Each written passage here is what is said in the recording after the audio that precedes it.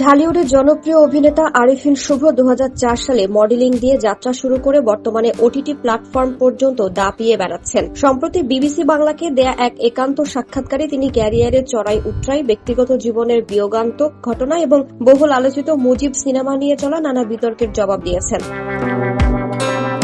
2024 সালকে নিজের জীবনের অন্যতম কঠিন সময় হিসেবে অভিহিত করেছেন শুভ।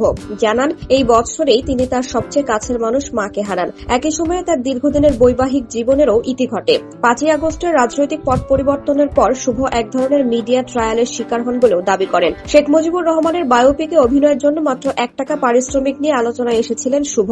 পরবর্তীতে গুঞ্জন ওঠে, বিনিময়ে তিনি সরকারের কাছ থেকে 10 কাঠার একটি প্লট উপহার পেয়েছেন।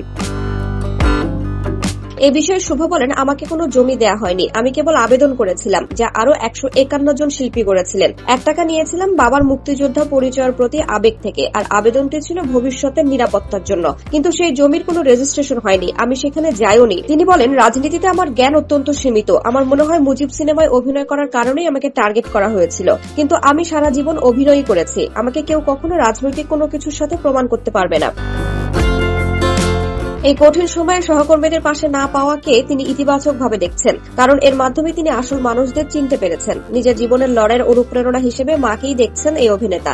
মুম্বাইয়ের কাস্টিং এজেন্সির মাধ্যমে দীর্ঘ অডিশন শেষে শুভ যুক্ত হয়েছেন নতুন কাজ সিটিতে। বাংলাদেশের মুক্তিযুদ্ধ ও কলকাতার মিউজিক্যাল কালচার নিয়ে এই কাজটির জন্য তিনি বেশ আশাবাদী। ক্যারিয়ারের শুরুতে মাত্র $257 পকেটে নিয়ে ঢাকায় আসে শুভ। ভবিষ্যতে বিশেষ চাহিদা সম্পন্ন শিশুদের জন্য কাজ করার স্বপ্ন দেখেন।